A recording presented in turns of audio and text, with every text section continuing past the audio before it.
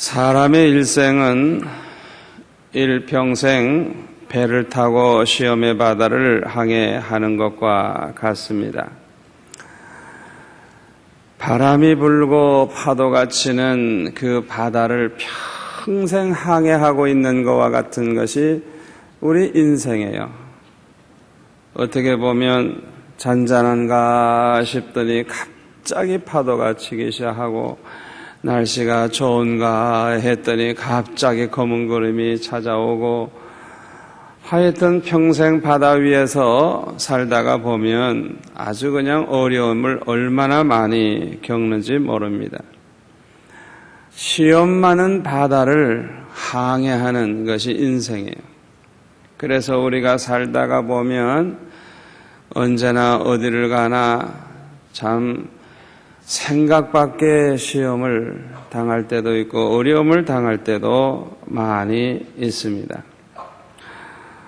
오늘 본문을 통해서 우리가 알 수 있는 것은 우리가 이 세상에 사는 동안에 믿음이 없다든지 믿음이 약할 때만 시험이 오는 게 아니고 예수님처럼 성령 충만해서 성령의 인도하심을 받는 그럴 때도 시험이 온다는 것을 알 수가 있습니다. 1절에 보면은 성령에게 이끌려, 우리 예수님은 세례를 받으실 때 성령이 비둘기같이 임하셨잖아요. 예수님은 성령의 인도하심을 따라 사는 분이에요. 그럼에도 불구하고 예수님은 시험을 당하셨어요. 또 오늘 본문에 보면 기도 생활을 안 하는 사람에게만 시험이 오는 게 아니고 깨어 기도하는 사람에게도 시험이 온다는 것을 알 수가 있습니다. 예수님은 광야에 가셔서 기도를 안 하신 게 아니고 40일 금식하며 기도하셨어요. 아마 예수님의 일생 가운데 가장 기도를 세게, 기도에 전념했을 때가 바로 이 광야에서 40일 동안 기도할 때 가장 강한 기도, 가장 아주 그냥 참 목숨 걸고 기도하는 그런 시간이 아니었나 생각을 합니다. 이렇게 기도를 아주 강하게 기도를 많이 하고 깨어 있어도 전혀 상관없이 시험은 찾아온다는 것을 알 수 있습니다. 또 오늘 본문에서 알 수 있는 것은 시험은 죄를 짓는 사람, 바르게 살지 못하는 사람에게만 오는 게 아니고 예수님처럼 죄 없는 분, 바르게 사는 그런 분에게도 시험은 얼마든지 온다는 걸 알 수가 있어요. 히브리서 4장 15절에 보면 모든 일에 우리와 한결같이 시험을 받은 자로 대해 죄는 없으시니라. 모든 일에 한결같이 시험을 받으셨대. 모든 일에 한결같이 시험을 받으셨지만은 죄는 없으시다. 죄가 많다고 해서 그렇게 시험이 많이 찾아오는 게 아니고 죄가 없어도 시험은 한결같이 찾아온다는 걸 알 수가 있어요. 여러분, 욥이 시험 당한 게 무슨 바르게 못 살아서 그렇습니까? 죄를 범해서 그렇습니까? 그렇지 않아요. 우리 하나님께서 욥을 보실 때 얼마나 칭찬하셨어요. 세상에 욥과 같은 자가 어디 있느냐 이게. 욥과 같이 그렇게 아주 깨끗하게 믿음으로 사는 그렇게 순전한 자가 어디 있느냐 이게. 하나님이 인정하시고 하나님이 칭찬하시고 그렇게 산 욥이지만은 얼마나 무섭게 시험을 당합니까? 아주 우리 인간이 당하는 시험 가운데 아마 아주 가장 심한 그런 시험을 우리 욥이 당한 줄로 압니다. 그런데 우리가 알아야 할 것은 예수님께서 모든 일에 우리와 한결같이 시험을 받은 자라고 하신 걸 보면 무엇이든지 시험이 될 수 있다는 것을 알 수가 있습니다. 무엇이든지 시험이 될 수가 있어요. 너무 사업이 안 되고 너무 가난해가지고 너무 배가 고파 너무 가난해. 그러면 어떤 생각이 들어요? 눈이 뒤집어져요. 그냥 본의 아니게 도적질할 마음도 생기고요. 강도질할 마음도 생기고요. 그렇잖아요. 너무 가난하니까. 너무 배고프니까. 그러니까 너무 가난해서 너무 배가 고파서 돈이 없어서 그것이 시험, 큰 시험이 아닙니까? 굉장한 시험입니다. 사실 따지고 보면. 돈이 없어서 시험이 될 수도 있지만 돈이 많아서 그 돈이 많은 게 시험이 될 수도 있어요. 돈이 많은 게. 그거 참 이상하죠. 돈이 많으니까 안심이 돼. 돈이 많으니까 오래 살 것 같아. 돈이 많으니까 뭐 걱정이 없어. 돈이 많으니까 이제는 뭐 기도 안 해도 되겠다. 돈이 많으니까 이젠 교회는 좀 안 가도 되겠다. 무슨 뭐 돈이 자기를 뭐 보장해 주는 것처럼. 이거 보통 시험이 아닙니다. 이거 보통 시험이 아니에요. 그뿐만 아니라 이 돈이 너무 많으면 자기도 모르게 교만해지죠. 여유가 있으니까 돈을 팍팍 쓰다 보니까 꽃뱀들이 달겨들기 시작하는데, 꽃뱀이 뭔지 모를 거예요, 여러분. 꽃뱀들이 달겨들어. 야, 저 사람 돈 많대. 저 사람 돈 많대. 돈 냄새 맡고 그냥 불려우 같은 꽃뱀들이 그냥 혀를 날름날름 하면서 찾아와가지고 꼬리를 쳐요. 가장 찬스만 노리는 거예요. 아주 찬스만 있으면 그냥 올무를 걸어가지고 그냥 돈을 팍팍 빼앗아 가려고. 하여튼 뭐 돈 많으면요 얼마나 유혹하는 사람이 많고 얼마나 시험이 많고 돈이 많으면 돈이 많으면. 저 남미에 가면 돈이 아무리 많아도요 아주 그냥 집을 허름하게 하고 삽니다. 지저분하게, 문도 그냥 지저분하게, 칠도 안 해요. 왜 그렇게 사느냐 그랬더니 좀 깨끗하고 좀 부자같이 보이면 도둑과 강도가 아주 줄을 서 있대요. 그냥 아주 얼마나 찾아오는지 견딜 수가 없대요. 견딜 수가. 그러니까 그런 나라에는 아주 돈만 많다는 거 알면 못 살아요. 빨리 도망가야지. 그 나라에서는 못 살아. 제가 아르헨티나에 갔을 때 보니까 그 군인들이 그냥 10대 명이 총을 들고 다니면서 한국 여자를 그냥 2사람을 끌고 다니면서 한국 집만 터는 거예요. 왜? 한국 사람들은 돈 많다는 거 알고. 그래가지고요, 돈 내놓으라고. 안 내놓으면 말이죠. 그냥 가족들 있는 자리에서 여자들 강간을 해요. 다 보는 앞에서. 그러니까 그냥 꼼짝없이 그냥 막 그냥 벽 안에다가 돈을 집어넣고 도배를 했는데 그런 것까지 꺼내서 다 줘요. 다 그냥 결국은 뺏겨요. 하여튼 무서워요, 무서워. 유괴를 하고 죽이려고 그러고. 차라리 돈이 없으면 편한데 돈이 많으니까 그냥 왜 그렇게 찾아오는 사람이 많은지. 이야, 참 어떻게 돈이 있다는 거 어떻게 그렇게 귀신같이 알지? 저 사람 돈이 다 그걸 어떻게 알고 그렇게 영원하지? 그래서 제일 편한 사람은요, 돈 없이 사는 거예요. 줄 게 없는 거예요. 돈 없이 사는 사람 행복한 줄 아시기 바랍니다. 그저 날마다 일용할 양식, 그저 먹을 걱정 없이 그저 그날 먹고 사는 거 제일 행복한 거예요. 아멘? 아멘이 별로 없어요.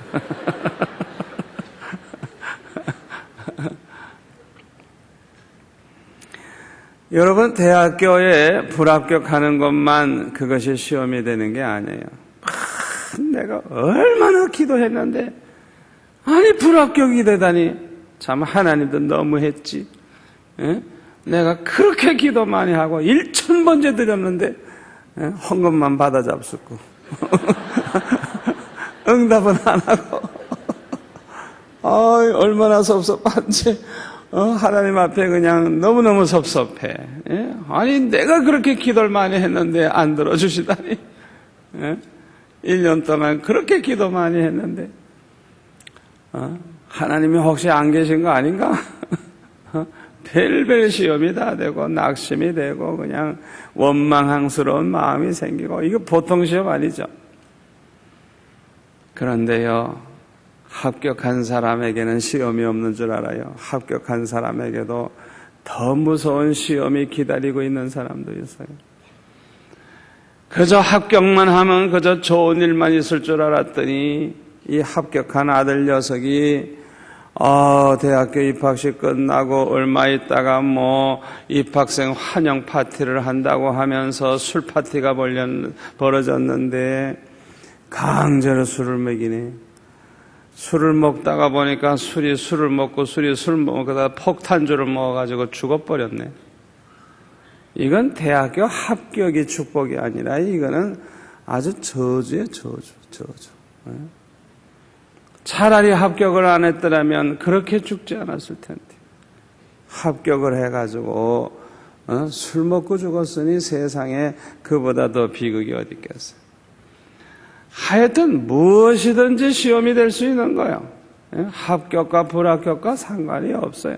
돈이 있는 것과 없는 것과 상관이 없어요. 뭐든지 시험이 될 수가 있어요.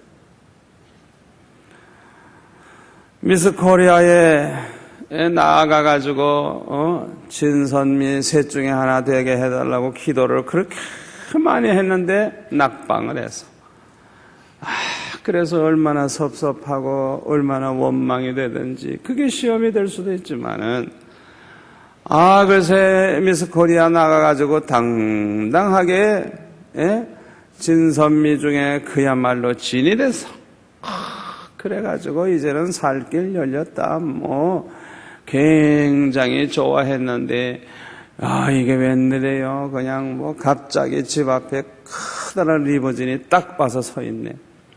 웬 젊은 사람이 신사복 쫙 빼가지고 나왔는데 재벌 아들 같아. 그래가지고 만나주다가 보니까 알고 보니까 나중에 보니까 깡패두목이라. 몸 버리고 임신하고 빠져나올래야 빠져나올 수가 없어가지고 평생 그 깡패한테 시달리고 그래가지고요 딸 하나 낳는데 딸과 이 여자가요 평생 목표가 뭐냐? 남편 죽이는 거예요. 어떻게 죽일까? 평생 목표가 그거예요. 아이고 참. 여러분 그거 하셔야 돼요. 우리가 어떤 목표를 정해놓고 기도하고 하는데 그게 이루어졌다고 그것이 시험이 없는 게 아니에요. 오히려 이루어졌어도 그때는 좋지만은 더 큰 시험이 기다리고 있을 수도 있다. 얼마든지 시험은 있다. 정신을 바짝 차려야 된다고요. 그걸 알아야 돼요. 그런데 시험이 오는 것과 시험에 드는 것은 다릅니다. 시험이 왔다고 해서 누구나 시험에 드는 것이 아니죠. 찬바람이 분다고 해서 누구나 감기 드는 것은 아닙니다. 감기 드는 사람도 있지만은 감기 들지 않는 사람이 있어요. 병약한 사람은 감기 들지만은 건강한 사람은 찬바람 불면 시원하다 그러고 좋아하지 감기 안 들어요. 오늘 낮에 우리 권찰들 5교군과 찬양할 때 보니까요, 나는 추워서 조끼도 입고 네이도 입고 그랬는데 그냥 어떤 지사님은 그새 반팔로 탁 나왔는데 이야 얼마나 부러운지. 이야 어쩌면 예? 이야 아주 내가 그냥 양코가 팍 죽었어.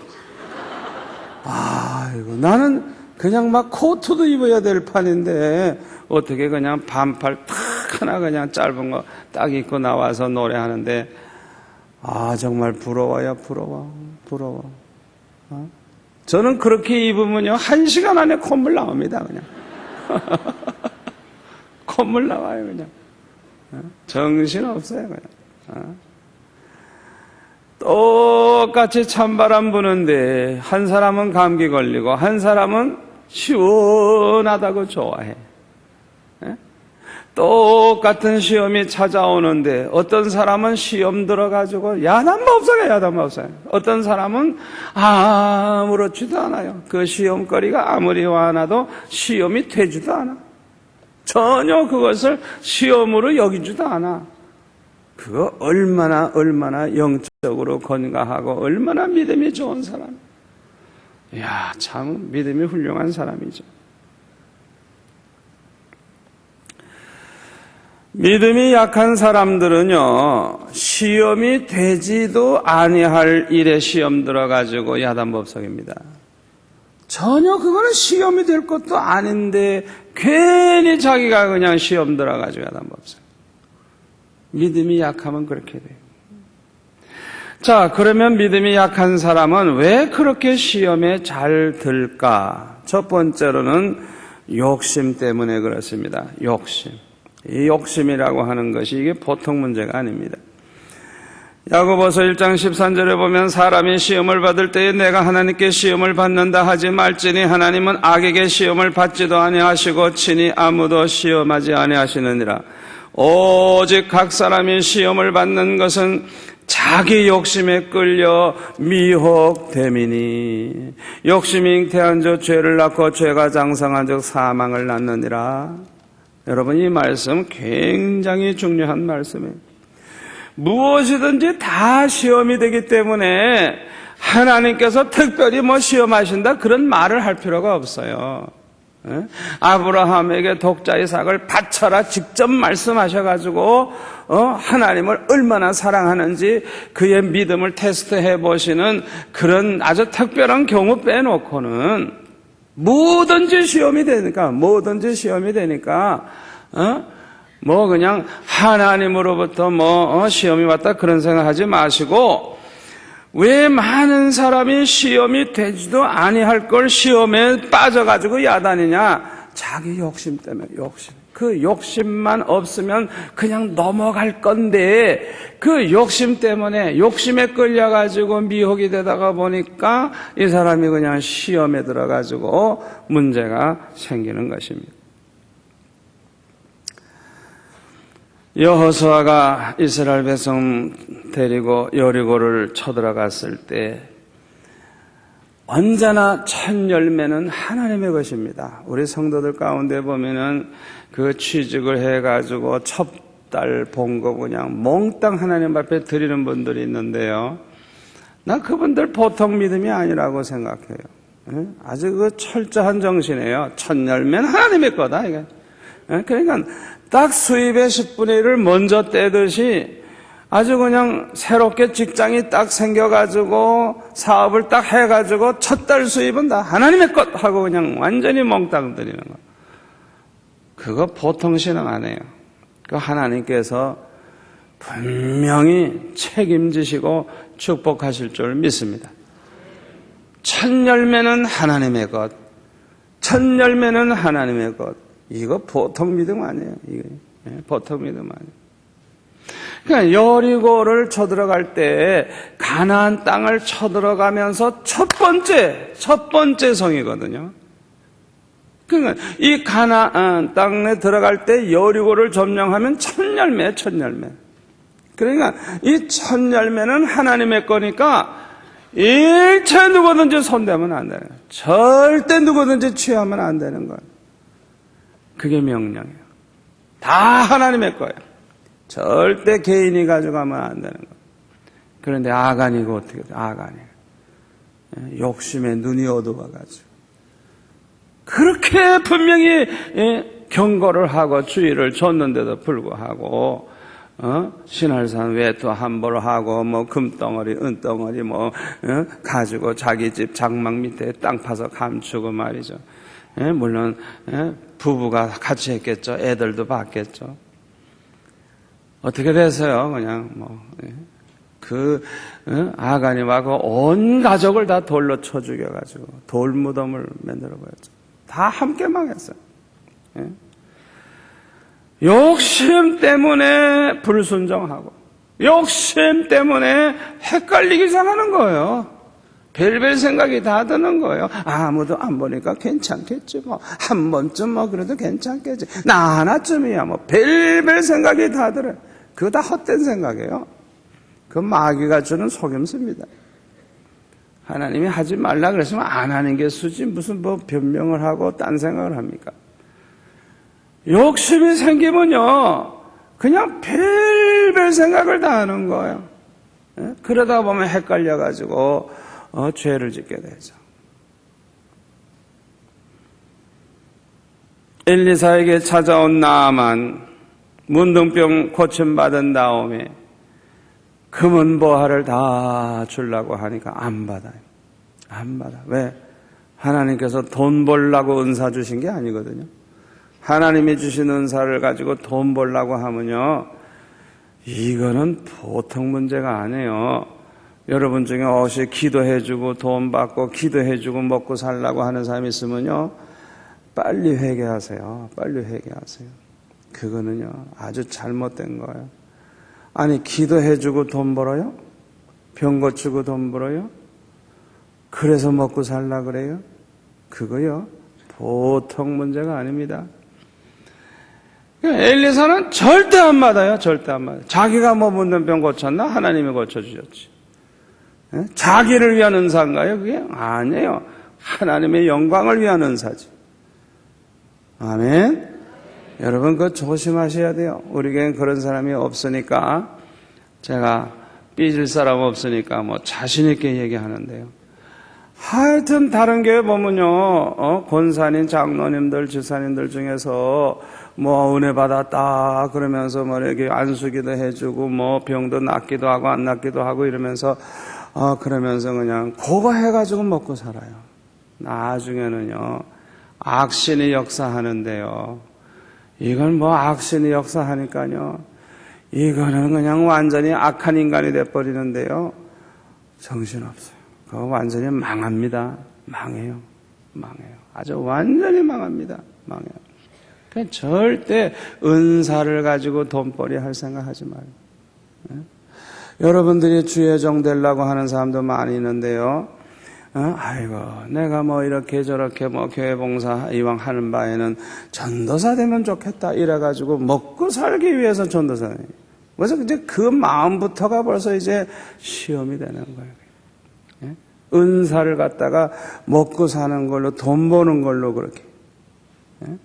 그러면 안 되는 거예요. 그게 얼마나 큰 시험이 되는지 몰라. 그런 생각하면 안 돼요. 엘리사가 아무리 문둥병 고쳐줬어도 절대 안 받아요. 안 받아. 근데 게하시가 그 시종 게하시가 가만히 보니까 너무 아깝거든.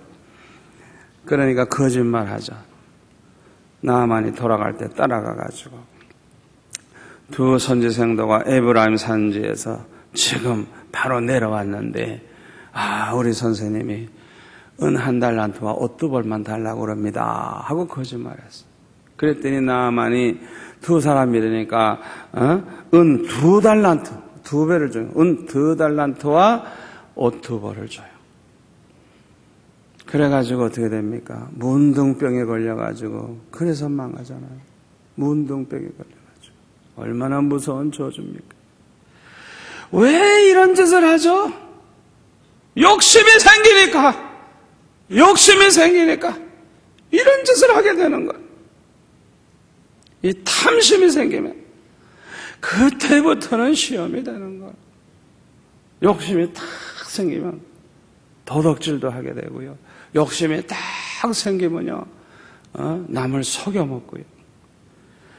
그러니까 그 사람이 평소에는 안 그러는 것 같은데 그냥 이 욕심에 사로잡히다가 보면은 사기를 치질 않나, 도덕질을 하질 않나, 남의 걸 떼먹질 않나, 그냥 뭐 못할 짓을 하기잖아요. 가만히 보면 그 욕심이 잉태한 즉 죄가 낳고 죄가 장성한 사망을 낳는다고 그냥 그대로 그냥 이 욕심이 죄를 자꾸만 범하게 만드는 거예요. 욕심. 그 욕심 때문에 그냥 시험이 되지 아니할 것도 시험이 돼요. 아나니아 삽비라가 전 재산을 바치겠다고 했다가 욕심이 생기니까 아까운 거예요. 아까워. 그리고 앞으로의 걱정이 되는 거예요. 아이고, 이 많은 재산 다 바치면 어떻게 먹고 살지 걱정이 되는 거예요. 한번 따라서 할까요? 많은 근심은 욕심으로부터 온다. 욕심을 버리면 마음이 편안해진다. 여러분 잘 생각해 보세요. 여러분이 지금 근심하고 있는 게 뭔가 생각해 보세요. 우리가 근심하고 있는 것들을 생각해 보면 많은 근심이 욕심으로부터 온 거예요. 욕심. 그렇기 때문에 여러분이 이 순간에 그 욕심을 다 버리고 모든 걸 다 포기하세요. 뭐 안 돼도 좋고 안 먹어도 좋고 다 포기해버려서 모든 걸 다 포기해버려서 그러면 그 순간에 포기하는 순간에 마음이 편안해져요. 근심이 안 돼요. 이 포기할 때 근심이 더 많아질 것 같죠? 아니에요. 절대 안 그래요. 포기해서 욕심이 하나도 없으면 그 사람은 아무것도 걱정이 안 돼요. 다 포기하고 나는 죽어도 좋고 살아도 좋고 완전히 주님만 바라보게 되고 가만히 보면 이 욕심 때문에 그냥 시험에 들어가지고 문제가 많이 되는 거예요. 우리 예수님은 이 마귀로부터 시험을 당할 때 이기실 수 있었던 그 비결이 뭐냐? 예수님은 전혀 욕심이 없어요. 예수님은 욕심이 전혀 없어요. 먹고 싶은 욕심도 없고, 유명해지고 싶은 욕심도 없고, 세계를 다스리고, 어쩌고, 일체 욕심이 없어요. 그런 것에 대한 욕심이 없어요. 그러니까, 욕심이 없으신 주님이거든요. 그러니까, 예수님은 오직 그냥 하나님의 뜻대로 십자가를 지려고 하시는 그 생각밖에 없기 때문에, 마귀가 돌을 떡이 되게 하라, 성전 꼭대기 올려놓고 뛰어내려라, 만국천하를 보여주면서 나에게 절하면 이거 주겠다. 그게 전혀 예수님에게는 시험이 되지도 않는 거예요. 아멘. 그 모든 걸 주님은 하나도 바라시지 아니하시기 때문에 그런 거예요. 이렇게 하나님 아버지의 뜻대로 순종만 하시고 십자가를 지신 예수님을 하나님은 지극히 높여 모든 이름 위에 뛰어난 이름을 주시고 하늘에 있는 자들과 땅에 있는 자들과 땅 아래에 있는 자들로 모든 무릎을 예수님의 이름에 꿇게 해주셨다고 빌립보서 2장 9절부터 보면 나와 있어요. 예수님은 다 포기하신 거예요. 모든 걸 다 포기하신 거예요. 낮아질 대로 낮아지신 거예요. 십자가에 못 박혀 죽는 그 자리까지 낮아지신 거예요. 모든 걸 다 버리셨어요. 목숨까지 버리셨어요. 그렇게 버리신 주님, 그러므로 승리하신 주님, 그 주님을 하나님은 그냥 높이시기 시작하는데 얼마나 높이셨는지, 그냥 그 예수님보다 더 높은 것이 하나도 없어요. 만유의 가장 높으신 주님이 되게 하셨단 말이에요. 자, 두 번째, 믿음이 약한 사람은 왜 그렇게도 시험에 잘 들게 되느냐? 두 번째 이유는 교만하기 때문입니다. 우선 교만한 사람은 은혜를 받지 못합니다. 하나님은 교만한 자를 대적하시고 겸손한 자에게 은혜를 주신다 그랬어요. 교만한 자에게는 절대로 은혜를 안 주세요. 겸손한 자에게 은혜 주시지 교만한 자에게는 은혜를 주시질 않아요. 그냥 교만한 사람은요 절대 은혜를 못 받아요.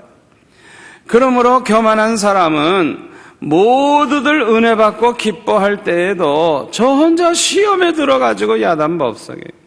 설교 시간에도 은혜 받고 돌아가는 게 아니라 오히려 시험 들어가지고 그냥 씩씩 화가 나가지고 그냥 불평을 하고 원망을 하고 뭐 잔소리를 해가면서 내가 두 번 다시 오는가 보다 이러고 가요. 남들은 지금 은혜 받아가지고 기뻐하며 야단했는데 이 사람은 은혜 받는 게 아니에요. 그냥 화가 나고 그냥 불평이 나고.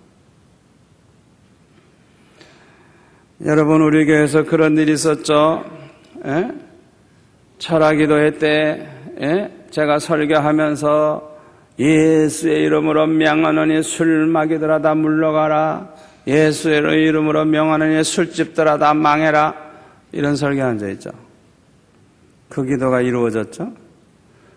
그날 우리 교회 지사님 남편이 술 장사하다가 망한 분인데 하필이면 그날 나와서 오래간만에 앉아있다가 그 설교 듣고 하하 내가 망한 게 바로 저 정 목사 때문에 망했구나.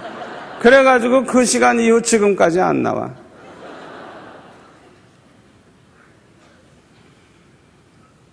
아니 다들 아멘 아멘 하고 은혜 받는데 이 사람은 화가 나가지고 두 번 다시 안 나와요.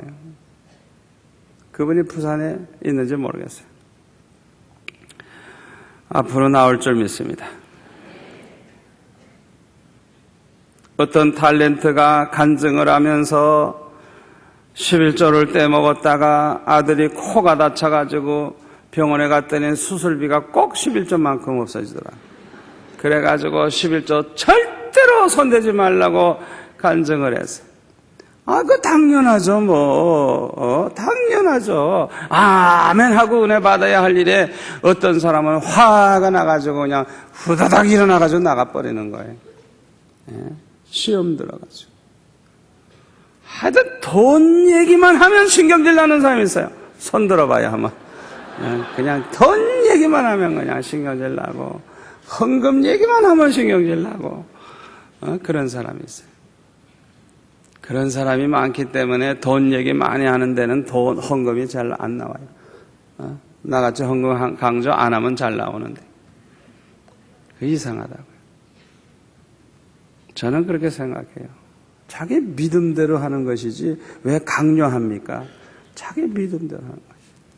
아멘.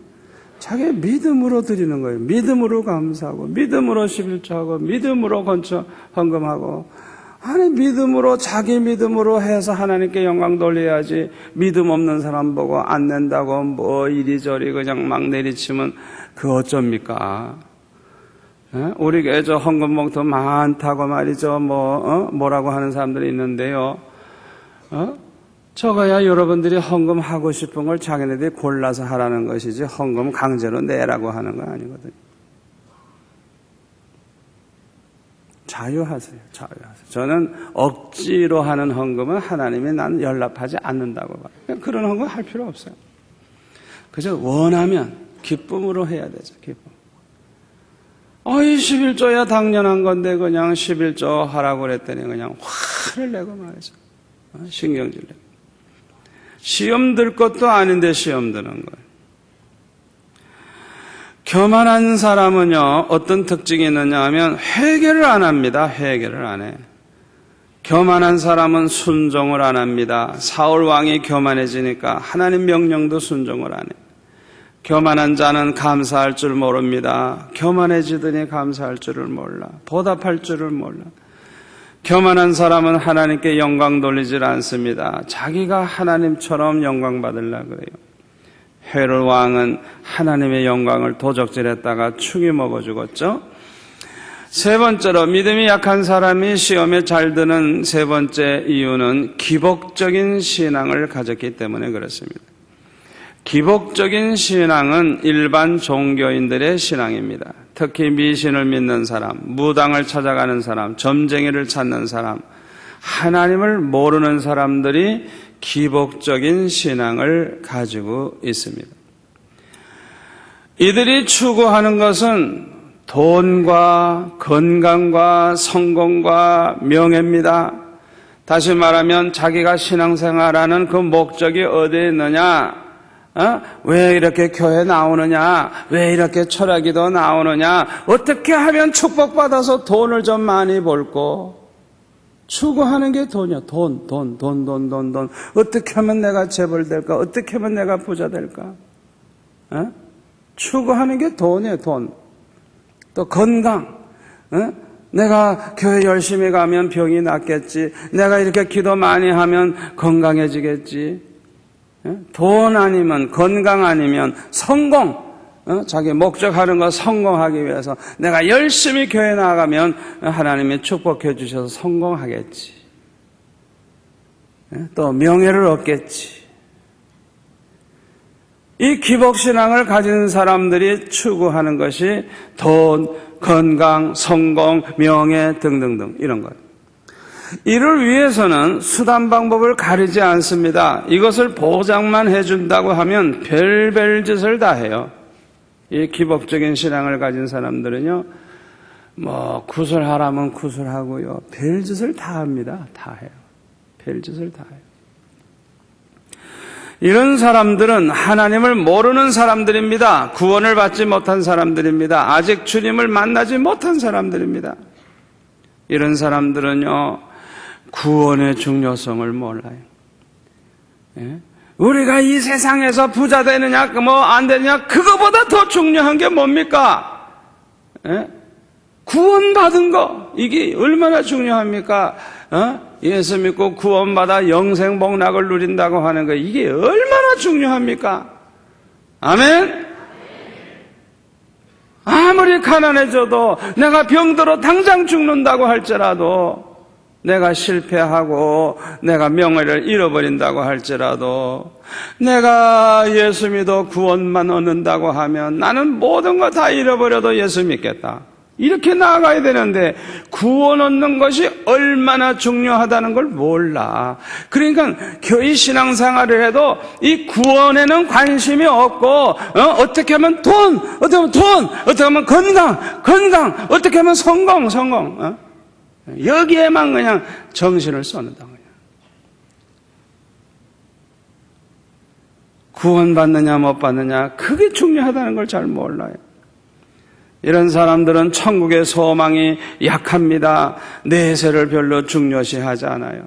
그저 현실, 이 세상에서 그저 잘 살다가 하면 된다, 그런 생각이에요.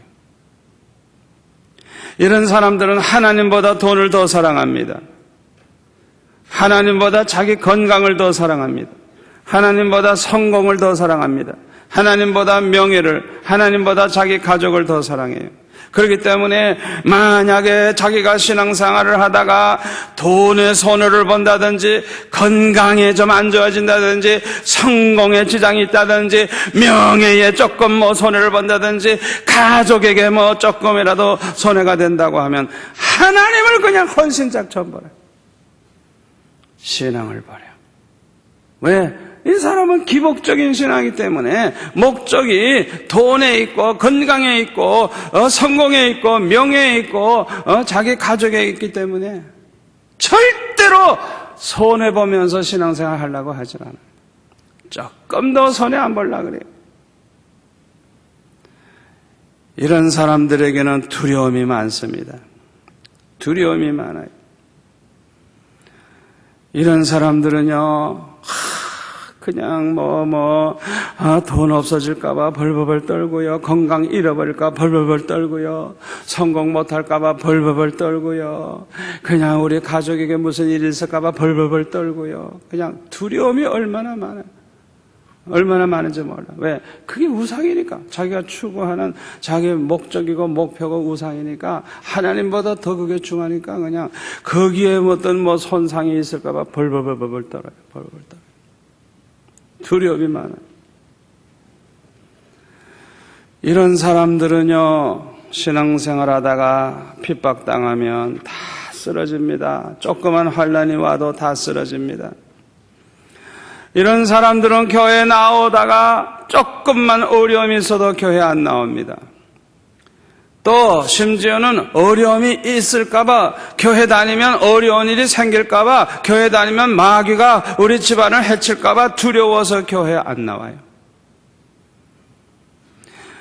예수를 믿으면, 교회를 나가면 마귀가 해를 줄까봐 두려워서 교회에 못 나가요. 여러분, 마귀에게는요 아무 주권이 없습니다. 주권. 마귀가 자기 마음대로 행할 수 있는 주권이 있다고 하면요, 여러분들 내버려 둘 것 같아요. 여러분 속에 들어가서 다 미치게 해버릴 거예요. 다 마귀가 마음대로 할 수 있다고 하면요, 그냥 아무나 그냥 속에 들어가서 다 미치게 만들 거라고. 다 미치게. 7 귀신만 들어가 보세요. 안 미치고 배워요. 난리 나죠. 예수 믿건 안 믿건 왜 이렇게 멀쩡한 정신으로 사느냐? 하나님께서 여러분 속에 마귀가 들어가지 못하도록 막아서 그래요. 아멘. 마귀가 우리를 유혹할 수도 있고 시험 들게 할 수도 있고 넘어지게 하려고 발버둥은 치지만은, 근본적으로 우리 속에 마귀가 딱 들어와서 살게 하는 건, 이건 하나님이 허락지 않으면 절대 그런 일이 안 생기는 거예요. 그래서 예수 안 믿는 사람들도요, 정신 멀쩡한 사람들은 하나님께 감사해야 돼요. 감사해야 돼요. 여러분, 감사해야 돼요. 마귀가 들어와 앉아 있으면요, 정신 나갑니다. 미칩니다. 그냥 노름을 하다 망하든지, 술 먹다가 망하든지, 방탕하다 망하든지, 그냥 강도질 하다 망하든지, 그냥 하여튼 그냥 완전히 그냥 귀신이 들어가 버리면 그 사람은 그냥 마귀의 노예가 돼가지고요, 별별 짓을 다 해요. 여러분, 우리가 왜 부산을 위해 기도합니까? 왜 이 나라 민족을 위해 기도합니까? 원수 마귀가 장악하지 못하도록 성령이 이 나라의 백성을 붙잡아 주도록 우리가 기도하는 거 아닙니까? 아멘. 성령이 이 나라를 붙잡아 주고 성령이 우리를 붙잡아 주면 마귀가 손을 댈 수가 없어요. 아멘. 믿음이 없는 사람들은 기복적인 신앙을 가지고 있어요. 이 기복적인 신앙을 가지고 있는 사람은 그냥 자기가 바라는 복, 그거 잃어버릴까 봐 벨벨벨벨 떨고 그냥 예수 믿어서 그 복을 받는다면 믿고, 손해보면 안 믿으려고 그러고, 그냥 복만 된다면 절에 가서라도 1000번이라도 절을 하고, 그냥 복이 된다고 하면 그냥 무당이라도 찾아가고. 이게 기복적 신앙이에요. 기복적 신앙. 이런 기복적인 신앙을 가진 사람들은요, 그냥 시험이 되지도 아니할 것에 시험 들어가지고 밤낮 쓰러지고 넘어지는 것이죠. 기복적인 신앙을 가진 사람들은 특징이 뭐냐? 이기적입니다. 이기적. 자기중심적이에요. 자기 자신을 위하여 하나님을 이용하려고 합니다. 이런 사람에게는 모든 것이 다 시험이 돼요. 그리고 시험에 들어요. 이런 사람은요, 주님을 만나기 전에는 해결책이 없어요.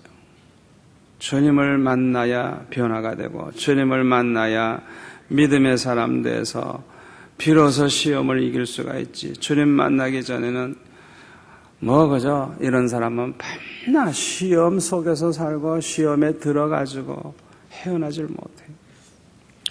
네 번째로, 믿음이 약한 사람이 시험에 잘 들게 되는 네 번째 이유가 뭐냐? 기도하지 않기 때문에 그래요.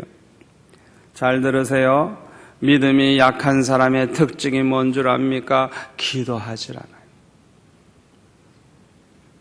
믿음이 좋았던 사람도 기도하지 아니하면 믿음이 약해져요. 꼭 명심하세요.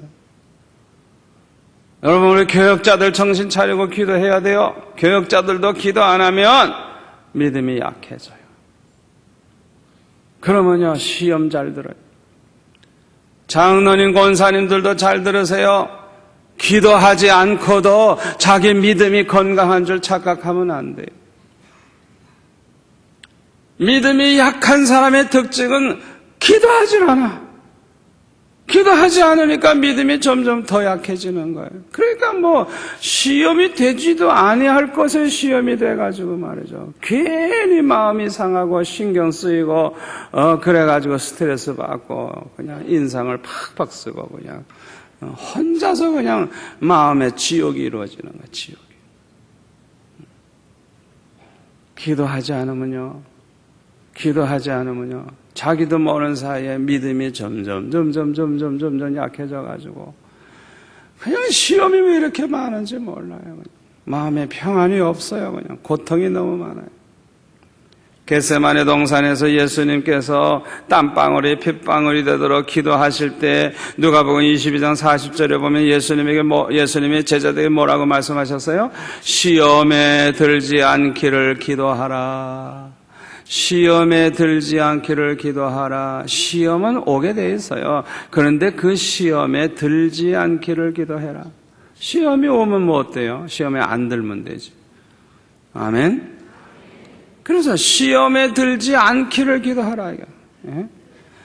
기도해야 믿음이 강해지고 믿음이 강해져야 시험이 와도 시험에 들질 않아. 그 시험이 나와 상관이 없이 그냥 이기는 거예요. 아멘. 그런데 믿음이 약한 사람이 왜 자꾸 시험에 드느냐? 기도하지 않아서 그래요. 그 믿음이 약한 사람들의 공통점이 기도가 없어요. 기도가. 그저 적당히 그저 형식적으로만 기도하지 기도다운 기도를 안 하는 거예요. 여러분, 기도라는 게 정말 전심으로 집중해서 10분이고 20분이고 30분이고 1시간이고 2시간이고 집중해서 기도를 하고 나야 내가 기도했다는 기분이 있지. 그냥 적당히 잠깐 그저 기도하고 말면 그게 기도한 것 같지도 않잖아요. 그렇잖아요. 자, 그런데 시험은 크게 두 가지가 있습니다. 첫째로는 씁쓸한 시험이 있어요. 씁쓸한 시험. 고통이 되는 시험이죠. 한마디로 말해서. 야곱이 당한 시험이 바로 그런 시험입니다. 형 에서가 죽이려고 해서 집에서 살지 못하고 정신없이 도망을 가야 되는 쫓기는 신사가 되는 이거 얼마나 큰 시험입니까? 외삼촌 라반의 집에 가서 살 때도 어려움을 얼마나 많이 당합니까? 편안한 날이 없어요. 이게 이제 아주 씁쓸한 시험이에요. 또 다니엘이 사자굴에 들어가게 된 시험. 기도하는 사람들은 사자굴에 던지기로 했을 때 이런 시험 이거 얼마나 고통스러운 겁니까? 사드락과 메삭과 아벳느고가 금신상 앞에 절하라고 하는 왕의 명령에 부딪혀가지고 얼마나 큰 시험이에요. 이거 죽느냐 사느냐니까. 아주 이거는 굉장히 고통스러운 시험이에요. 믿음이 좋으니까 당당하게 이기기는 했지만은 이게 얼마나 어려운 시험입니까? 또 욥이 당한 시험, 재산 다 없어지고 몸은 병들어서 만신창이 되고 또 재난이 계속해서 오고, 이야, 이거 얼마나 괴로운 시험입니까?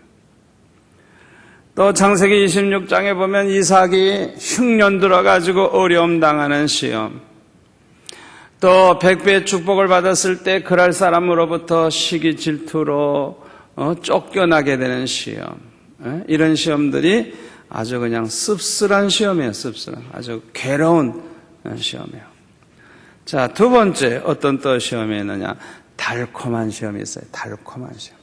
씁쓸한 시험도 있고 달콤한 시험이 있어요. 요셉이 보디발의 집에 총무가 됐을 때 보디발의 아내가 날마다 윙크를 해요. 날마다 와서 유혹을 해요. 여기 달콤한 시험이에요. 달콤한 시험. 달콤한 시험이에요. 또 다윗이 대낮에 바람 쐬러 궁전 지붕에 올라갔다가 뿔거벗고 목욕하는 밧세바를 보는 순간에 이거 보통 시험 아니에요. 보통 시험 아니에요.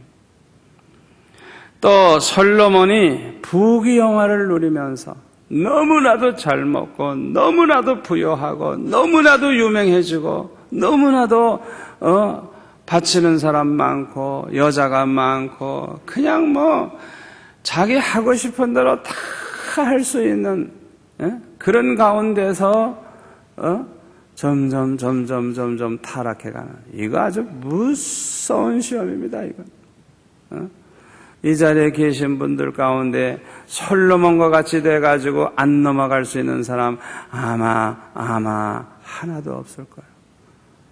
나는 그렇게 안 된 게 얼마나 감사하지. 아이고 솔로몬과 같이 되면 내가 제일 먼저 넘어질 것 같아. 그렇게 부자가 안 되고 그렇게 높아지지 않고 그렇게 유명해지지 않은 게 얼마나 감사하지. 여러분 그게 얼마나 어려운 시험이 되는 줄 압니까? 차라리 솔로몬 위에도 좀 잔소리할 수 있는 어른들이 좀 있어가지고 야 이놈아 정신 차려하고 군밤도 좀 주고 이런 사람이 있으면 차라리 나아요. 근데 솔로몬에게 아무도 없어.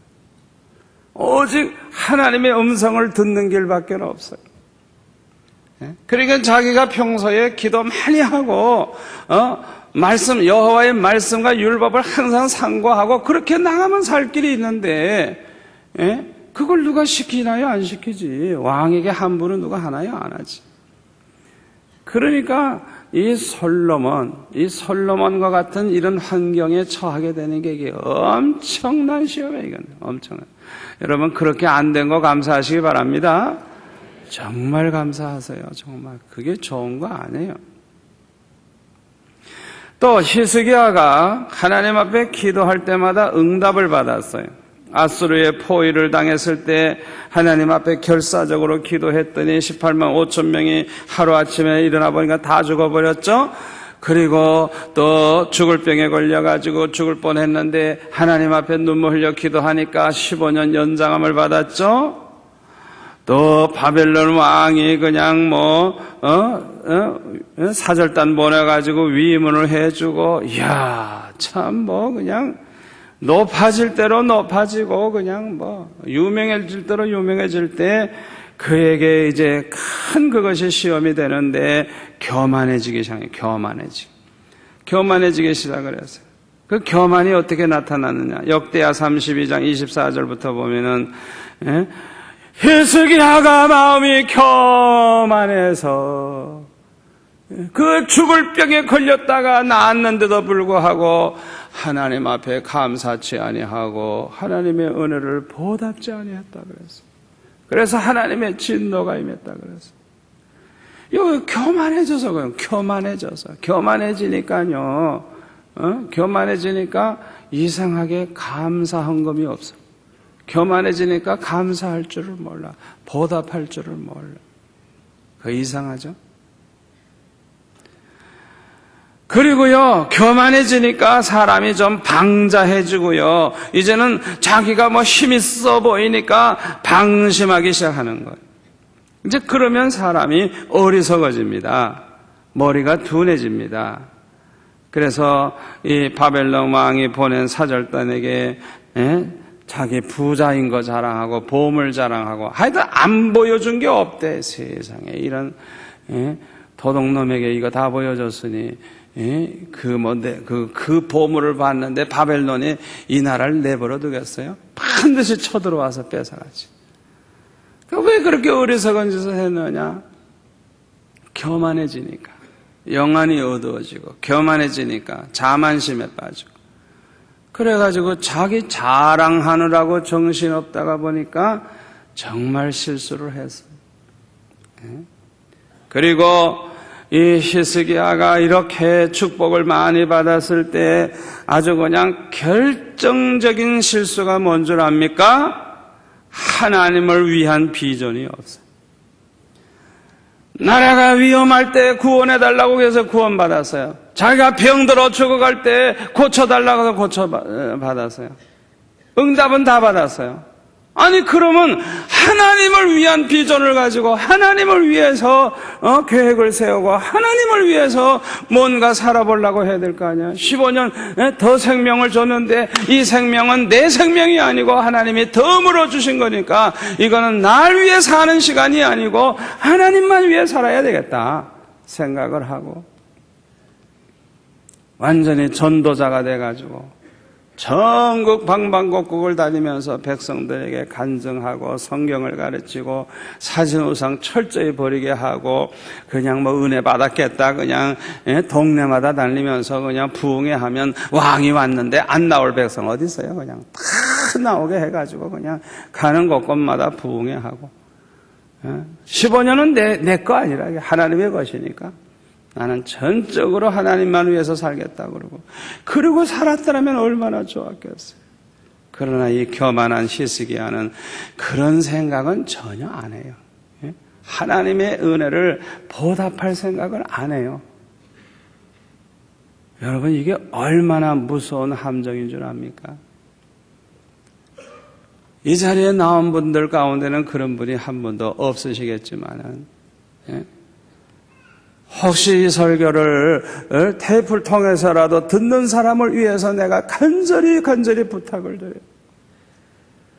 하나님의 은혜로 건강이 회복이 됐고 하나님의 은혜로 돈을 벌어서 잘 사는데 하나님의 은혜로 생명이 연장되는데 하나님의 은혜로 잘 사는데 교만해져가지고 하나님 앞에 보답할 줄 몰라서 11조 하나 제대로 안 하고 감사할 줄도 모르고 무엇보다도 하나님을 위해서는 아무 계획이 없어. 그저 그냥 부자 행세나 하려고 그러고 하나님을 위한 비전이 없어. 자기 생명 연장 그 죽을 자리에서 살려준 것이 그래 그런 짓 하라고 살려줬어요. 하나님이 많은 재물을 준 걸 교만한 짓이나 하라고 줬어요. 히스기야 왕이 그렇게 한 결과 그 열매가 므낫세입니다. 므낫세. 자 보세요. 므낫세가 왕이 될 때 12살이거든. 12살. 그러면 15년 연장을 받았을 때 3년 만에 낳은 아들이 므낫세. 그전에도 아들이 많이 있었을 거예요.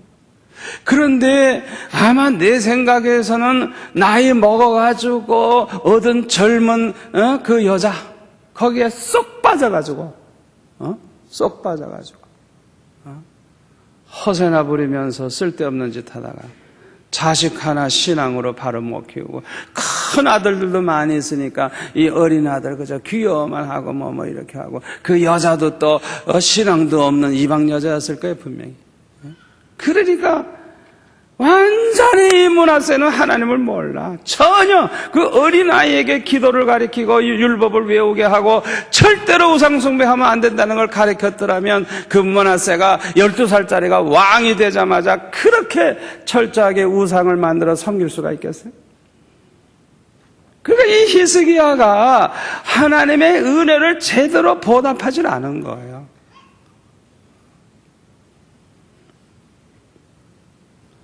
여러분, 우리가 잘 될 때 조심해야 돼요. 기도 응답 받았을 때 조심해야 돼요. 기도 응답 안 받은 것만 가지고 속상해하지 마세요. 히스기야처럼 기도 응답을 다 받았을 때, 이럴 때 정말 이것이 큰 시험이 될 수도 있단 말이에요. 모든 게 다 잘 될 때 정신 못 차리는 거 이거 얼마나 큰 시험인 줄 알아요? 보통 시험이 아니에요. 아브라함도 달콤한 시험을 당했습니다. 아브라함이 당한 달콤한 시험은 뭐냐? 사라가 아들을 못 낳으니까 아브라함 보고 하갈을 첩으로 주면서 이 하갈을 통해서 아들을 낳으시오. 아니 하나님의 약속을 믿는 사람이 사라를 통해서 하늘의 별과 같이 바닷가의 모래와 같이 자손이 번창하리라는 약속을 받은 아브라함이 못 이기는 척하고 늙은 여자보다 젊은 여자 좋으니까 못 이기는 척하고 받아주는데 거기를 통해서 생긴 이스마엘이 오늘날 팔레스타인입니다. 아주 한이 맺힌 족속입니다. 조상 때부터. 그러니까 이 사라가 이렇게 제안한 이것은요, 이거는 아주 정말 달콤한 이거는 유혹이고 달콤한 시험이에요. 이게 얼마나 무서운 불행을 가져오고 얼마나 자손들에게 불행을 물려주는 것인지 모르는데 얼마나 쉽게 넘어갔어요. 이건 아브라함의 실수요. 이건 보통 실수가 아니에요. 그러니까 씁쓸한 시험보다 달콤한 시험이 더 엄청난 불행을 가져다 줄 수가 있어요. 씁쓸한 시험보다 달콤한 시험을 이기기가 더 어렵습니다. 그래서 씁쓸한 시험보다 달콤한 시험에 넘어지는 사람이 더 많아요. 씁쓸한 시험은 오히려 믿음의 시련이 돼서 믿음을 더욱 성장하게 해줄 때가 많습니다. 많은 고통스러운 시험을 통해서 겸손해지고 기도 많이 하게 되고 은혜 받게 되고 또 나쁜 짓 하던 사람이 회개하고 돌아오게 되고 그 어려운 시험, 괴로운 시험을 참다가 보니까 점점 인내심이 강해져서 웬만한 것은 잘 참고 넘어가요. 그러다가 보니까 아주 그냥 신앙과 인격이 온전하고 구비하여 부족함이 없는 이런 훌륭한 하나님의 사람이 되는 것입니다. 그러므로 위대한 믿음의 사람들은 모두가 다 이 믿음의 시련을 아주 많이 통과한 사람들이에요. 이 달콤한 시험, 아주 달콤하기 때문에 그냥 넘어가기 쉬운 이 달콤한 시험으로 말미암아 얼마나 큰 불행을 당하는지 몰라요. 아브라함뿐만 아니라 다윗도 그 밧세바의 참 시험, 대낮에 뻘거벗고 목욕을 해. 그래가지고 그냥 얼마나 많은 사람의 마음을 흔들어 놨겠어요.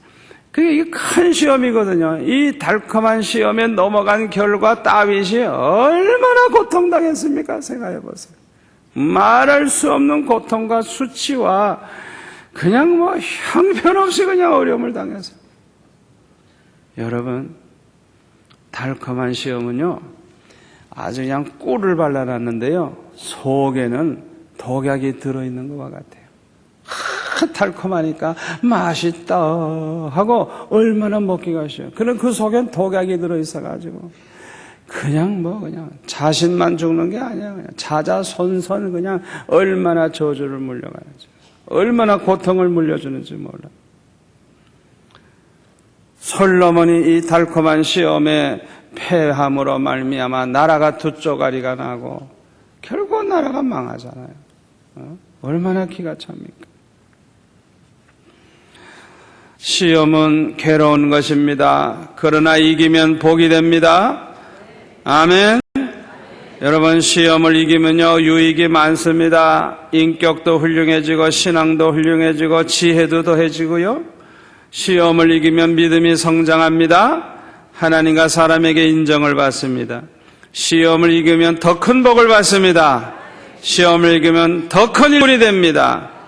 자, 그러면 시험을 이기려면 어떻게 하면 시험을 이길고, 시험을 이기는 비결. 첫째로, 어떤 시험이 온다고 할지라도 시험을 이기려고 하면 열심히 교회에 나와 말씀을 듣고 말씀의 은혜를 받으시기를 바랍니다.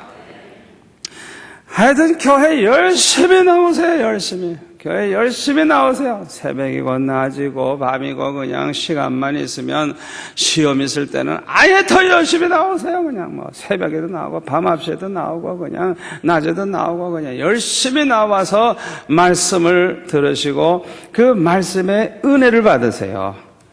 이 말씀의 은혜를 받으면 믿음이 강해집니다. 믿음이 강해지면 시험을 이깁니다. 원리가 그래요. 그래서 저도 어렸을 때 중학생이 돼가지고 너무 시험이 됩디다.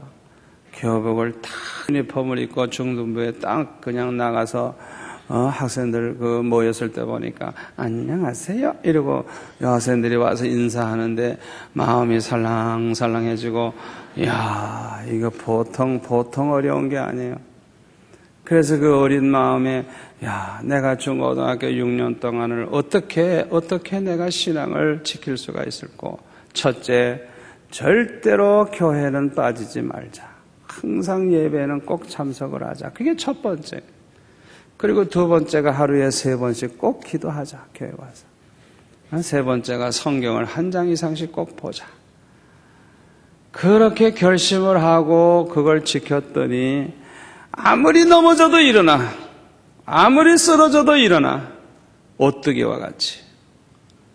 제가 그 3가지 결심, 그걸 지키는 바람에 제가 그냥 아슬아슬하게 승리했어요. 하여튼 그렇게만 하면 반드시 이긴다는 걸 저는 체험적으로 어렸을 때 아주 그냥 확실히 저는 알게 됐어요. 여러분, 앞으로는요, 시험이 더 많아요.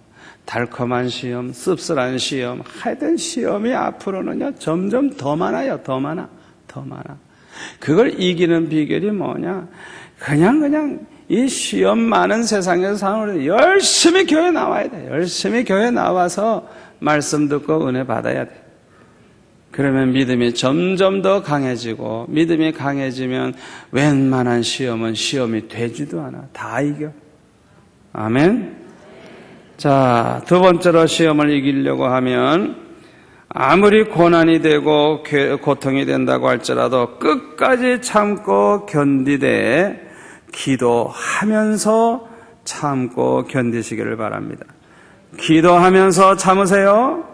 시험은 기한이 있습니다. 시험은 무작정 계속되는 게 아니에요. 어떤 시험이든지 시작이 있으면 끝날 때가 있어요. 야고보서 1장 12절 시험을 참는 자는 복이 있도다. 이것에 옳다 인정하심을 받은 후에 주께서 자기를 사랑하는 자들에게 약속하신 생명의 멸류관을 얻을 것임이니라. 아멘. 시험을 참는 자는 복이 있다고. 아무리 힘들고 괴로워도 기도하면서 참고 있다가 보면 어느 사이인가 그 시험이 인사도 하지 아니하고 떠난 것을 알 수가 있어요. 내 믿음이 강해지고 내가 은혜가 충만하면 처음에는 시험이 됐는데 내가 믿음이 강해지고 나니까 시험이 안 되는 거예요. 없어져 버린 거예요. 어느 사이인가 안개가 없어져 버린 거예요. 아무런 시험이 되지 않아요. 네? 그래서 여기 참는 자가 복이 있다 그러는데 뭘 하면서 참아야 된다고요? 반드시 기도하면서 참아요. 기도하면서. 그 시험이 끝날 때까지, 해결될 때까지, 시험이 안 될 때까지 기도하면서 끝까지 참고 견디면 반드시 이깁니다. 아멘. 특별히 기도할 때 생명 걸고 기도하면 이기지 못할 시험이 없습니다. 생명 걸고 기도하세요. 아예 목숨 걸고 기도하세요. 웬만한 시험은 그냥 그날로 다 없어져 버려요. 그날로 도망가버려요. 시험하던 마귀가 기겁을 해서 도망가버려요. 아예 생명을 걸고 기도해보세요. 생명 걸고 기도해보면 큰 은혜 받아요. 큰 은혜. 예? 왜 평생에 한 번도 큰 은혜 받은 체험이 없느냐? 생명 걸고 기도해 본 적이 없어. 그렇게 고생하고 시험 들어 어려움 당하면서도 생명 걸고 기도해 본 적이 없어. 여러분, 오늘 밤에라도 우리 기도실 잘 만들어져 있는데 들어가서 한번 내가 여기서 주고 나오면 주고 나오고 응답 안 받으면 내가 안 나간다 하고 한번 기도해 보세요. 불 받아요. 불. 반드시 응답 받아요. 주님 만납니다. 주의 음성을 듣습니다. 목숨을 걸어보세요. 저는 그런 체험이 많이 있기 때문에 자신 있게 여러분들에게 말씀드려요. 예? 특히 우리 교역자들. 예? 목숨 걸고 한번 기도해보라고. 예? 평생 수집하자, 평생. 예? 한 번도 목숨 걸고 기도해 본 적이 없어. 미루다가 보니까 미루다 보면 오늘만 날인가 뭐 이렇게 미루다 보니까 수십 년을 미뤄오는 거예요. 이렇게 설교 들을 때 탁 뭔가 잡히면 오늘 밤이다 이러고 그냥 한번 밀어붙여봐요. 수지 맞아요. 아멘. 목숨 걸고 기도하면요 기적을 체험합니다. 간증거리가 생겨납니다. 목숨 걸고 기도하면 큰 믿음이 생깁니다. 큰 일꾼이 됩니다. 여러분, 우리 수영로교회가 왜 이렇게 축복받은 줄 알아요? 하나님께서요 그냥 뭐 얼마나 시험이 많은지 몰라요. 그냥 이 개척할 때 그냥 하여튼 뭐 시험이 그냥 쌓여져 있고 기다리고 있어요. 시험이 그냥 뭐. 그러니 뭐 웬만큼 기도해가지고 웬만큼 정신 차려가지고 감당할 수가 없어요. 알고 보니까 하나님이 그냥 급하게 부흥시키고 급하게 하나님이 축복하시려고 그냥 하나님께서 저를 무장시키려고 아주 그냥 시험을 그냥 아주 그냥 뭐 대대적으로 시험이 그냥 몰려오는 거예요. 여러분 그렇게 시험이 오면요 잠자고 싶은 마음이 하나도 없어요. 그 날마다 그냥 이 강단에 와 엎드려 기도하는 거예요. 그냥 나는 엎드려 기도하다 죽어도 좋아. 죽어도 좋아. 집에서 잘 생각을 못해요. 시험이 그렇게 있는데 어떻게 잡니까? 그러니까 저는 그냥 뭐 아주 그냥 하나님 앞에 그냥 막 목숨 걸고 기도해요. 목숨 걸고. 너무 속 썩이는 인간 생기면 그냥 아버지 오늘 밤에 날 불러가시든지 그 인간 불러가시든지 둘 중에 하나 택하십시오. 나를 다른 데 보내시든지 그 인간을 내쫓아주든지 둘 중에 하나 하십시오. 그 기도를 그냥 밤새도록 하는 거예요. 밤새도록 그냥 아주. 그날 밤에 응답하셔야지 그냥 안 하면 안 되더라고요. 얼마나 극성스럽게 기도했던지 그 밤에 아무도 없어 다행이지 그냥 혼자 기도해서 다행이지. 그렇게 기도하니까 아침에 응답받잖아요. 새벽녘에 네가 문제다.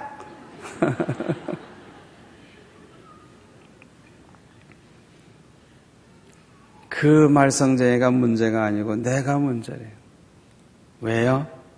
주님은 나를 붙잡고 쓰고 있기 때문에 내가 문제지 그 사람은 전혀 문제가 안 된대. 나에게 맡긴 양이라요. 그 사람이 부흥시키는 것도 아니고 부흥을 막는 것도 아니고 문제는 네가 문제다. 왜? 네가 주님의 손에 붙잡혀 있는 종이기 때문에 주님은 너를 쓰기 때문에 네가 문제다. 이게 네가. 야, 그래서 제가 주님 다시는 내가 성도들을 원망 안 하겠습니다.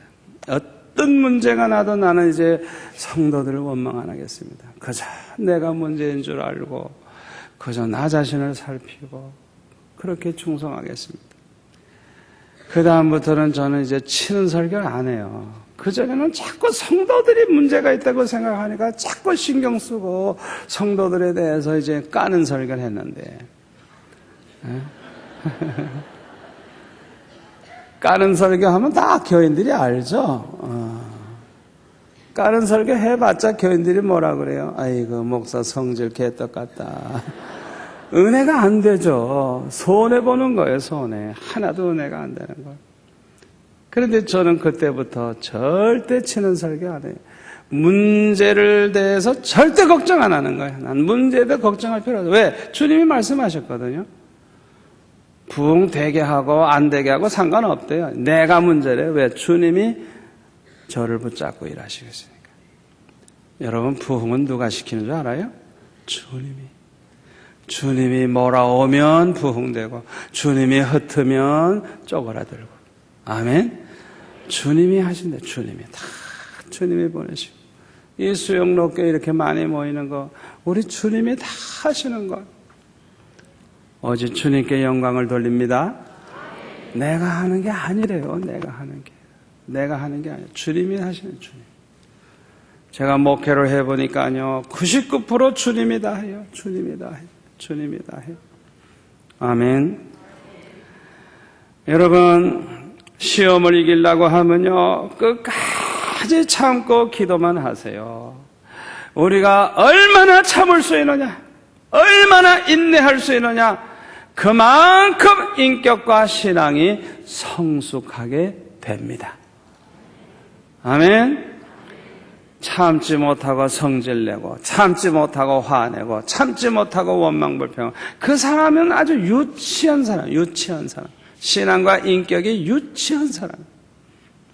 내가 얼마나 인내할 수 있고 얼마나 참고 견딜 수 있느냐가, 아무리 억울해도, 아무리 속상해도, 아무리 고통스러워도 내가 얼마나 참고 기도만 할 수 있느냐, 거기에 따라서 내 신앙이 그만큼 강해지고 그만큼 온전해지고 그만큼 훌륭해지는 거예요.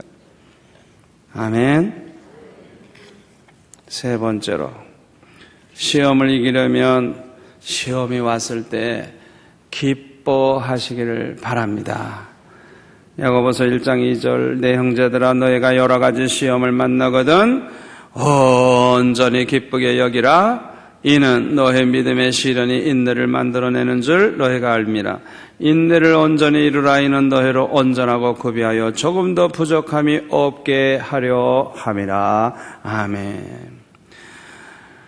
이 말씀대로 그대로 믿고 그대로 순종을 해서 이 시험이 나에게 축복이 되고 나로 하여금 어떤 어려움도 인내할 수 있는 사람으로 만들어서 조금도 부족함이 없는 신앙과 인격을 가진 사람으로 만들어준다고 하는 믿음을 가지고 시험이 오면, 아하, 내 믿음이 더 좋아지겠구나, 아하, 내 믿음이 더 성숙하겠구나, 이런 믿음을 가지고 기뻐해. 기뻐하면 벌써 반은 이긴 겁니다. 아멘.